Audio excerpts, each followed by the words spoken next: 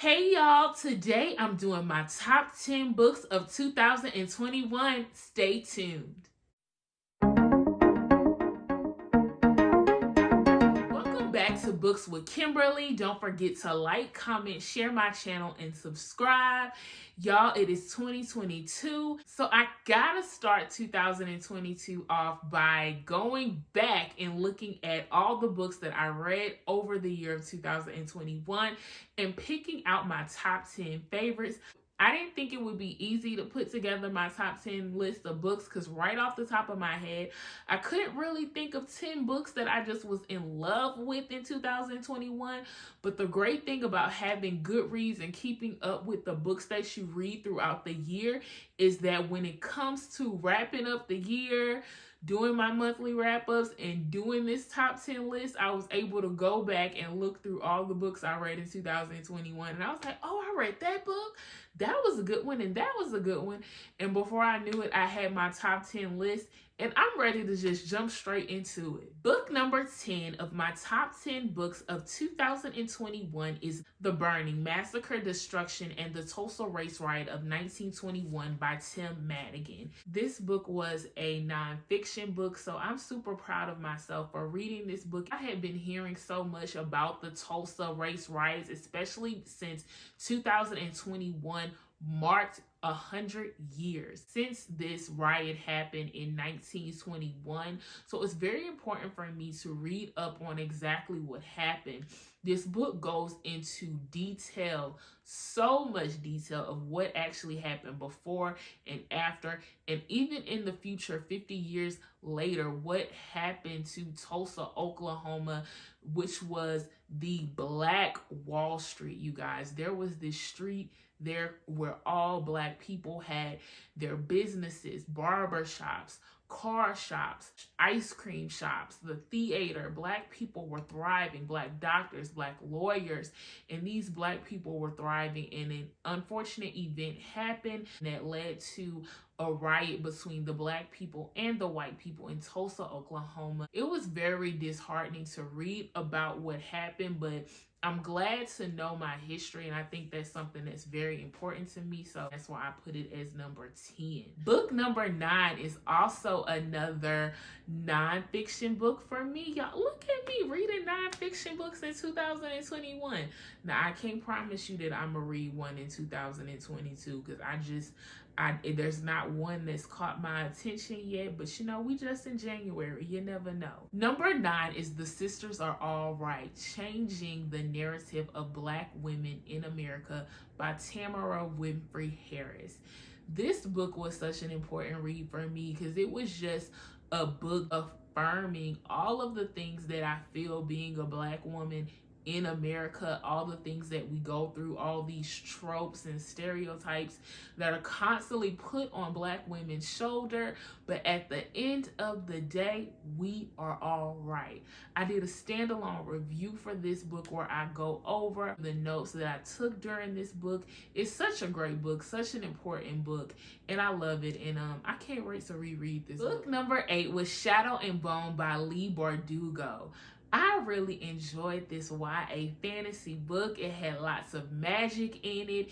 It was a really good YA book to read. I started reading it because the Netflix show recently came out, but I haven't finished the series. I started reading book number 2 and kind of lost me there.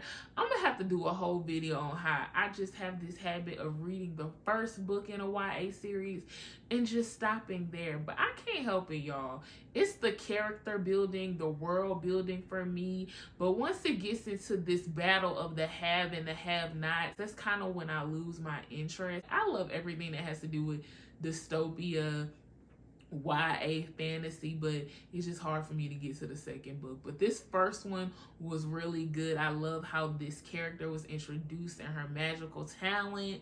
You can check out my YA fantasy book chat and my review for Shadow and Bones to kind of hear more about what this book is about. So I definitely recommend that y'all read it. And if y'all checked out the Netflix show or finished this series, get down in the comments and let me know if it's worth me finishing. I do want to finish it, but give me a little nudge if you already read it. Book number 7 is Legendborn by Tracy Deonn. This was another YA fantasy book that involved magic. And y'all, I absolutely love this book because the main character was a black girl. Black girl magic. This book made it to my list simply because sis had a part in there where she talked about deep conditioning her hair and putting it up in a pineapple. And shout out to all the natural black girls who know about putting your hair up in that pineapple, honey, and just stepping outside of the house and letting people see the natural hair. Just love it. Just love it.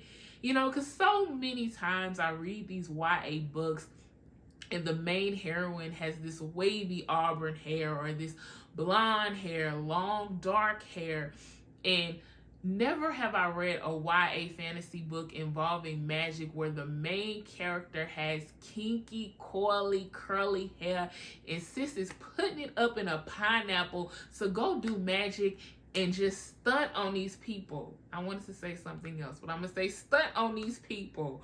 So I was all for this book, all for the root magic, the black girl magic. I had my little critiques about this book, and you can hear more about that in my standalone review that I did for this book. Book number 6 was The Girl in the Mirror by Rose Carlisle. This was my favorite thriller, suspense, mystery book of 2021.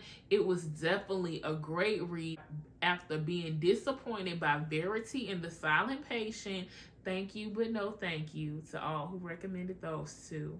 But this book was so good. It was about these two twins. One of the twins goes overboard, and so the twin decides to take on the life of the twin that went overboard. And so the whole time you're wondering, can she get away with this? Is she gonna get caught? There's some other complicated things at hand, lots of money and an inheritance on the line. It was really good and had a really great twist at the end. Book number 5. This was one of my favorite romance books of 2021, and it was Deuces Wild by Christina C. Jones. All I'm gonna say is Cree and Ace were such a cute couple. And I mean, not like cutesy. When I mean cute, it's because I love them. But please believe, Ace was like a soldier. She's head of a security company. Cree is a detective with the police. So both of them are bad in their own right, but they came together and had this little interesting storyline going on. It was Ace being vulnerable with Cree, and there was a lot of stuff going on. She finding out who her sister Asha is, taking down this Rose organization. It was a lot happening in this book, all wrapped around a romance, and I absolutely loved it. Book number 4 was Allegedly by Tiffany D. Jackson. I want to say Tiffany the D. Jackson because, honey, Tiffany brought it in this book. Just how Monday's Not Coming made it to my last top 10 book in the top 5, this book made it to my top 5 as well. This book was so good. And I ain't gonna lie, the ending kind of had me a little twisted. And I was about to be upset with Tiffany, but then I just had to say, you know what? Sis is a genius. Like a real genius. And the way she ended this book, after I sat with it, I was just like, she did that. She did that because she had me. She had me. This book is like thriller, but it's also just a black girl in there, and it talks about a lot of things that young black girls go through. The main character of this book is a black girl who is in juvenile detention centers and homes because she allegedly murdered a infant white child. And so, you know, it talks about race and how we paint black children, and so much is going on in this book, especially because sis is also becoming a mother as well. So she's fighting to get out of the system. It was a lot going on in this book, but it was all really good and worth the read. Book number 3. Y'all, I did a whole standalone review for number 3. Y'all go check it out where I give all the juicy details on this book. Book number 3 is Perfect Peace by Daniel Black. Never have I ever read a book more interesting than this one. And I think in that review, I gave it 4 stars. But after sitting with it some more, this book was just so unique and interesting that it deserves 5 stars just because it was that good, that juicy, that interesting, and it really pulls you into this story. Perfect Peace is about a young child, you guys, who her name is Perfect, but she was born a boy. Her mother has like 7 boys, and when she gets that 7th child, because this was back in the day where they ain't have ultrasound, she wanted a girl so bad that when she has this 7th child and it comes out a boy, she lies to everyone and tells everyone that it is instead a girl. She raises this child to be Perfect Peace, and later on in the book it is revealed that Perfect is a boy, and so they start raising him as Paul. And so it was such an interesting story. Y'all go back and check out that review and definitely check out this book. All right, y'all, we get into the top 2. Book number 2 is 7 Days in June by Tia Williams. Y'all, this was my favorite. This was my absolute favorite romance of 2021. I did a standalone review for it, so y'all know how much I love this book and all the details of what I loved about it. This book is about 2 adults, grown adults who are authors. They come together for 7 days and rekindle a love that started 15 years ago, and it was for a week, a 7-day period. So it's like this parallel between the 7 days they spent during their senior year of high school and the 7 days that they're presently spending together, rekindling that love, hashing out some of the issues they have from one abandoning the other. This book was such a romantic read, such a great read, had some really great Black references in it. It was just so beautiful. Another story about Black love that I absolutely love. Black love, y'all, it just gets me every time. Book number 1, y'all, my favorite book of 2021. And something interesting about this book is that as I was reading the author notes in 7 Days in June by Tia Williams, I read that her favorite book is Their Eyes Were Watching God by Zora Neale Hurston. And so having her talk about how this is one of her favorite romance books, a book that she puts on a high pedestal, I was like, I've had that book for 7 years. Let me open it up and finally read it. And lo and behold, this book became my favorite book of 2021.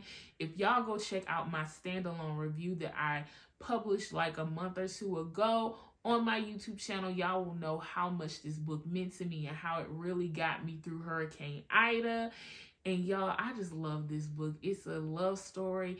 Janie has 3 husbands in this book, and the last one, it was such a interesting love story that she had with Tea Cake. I go over all of that in my standalone review.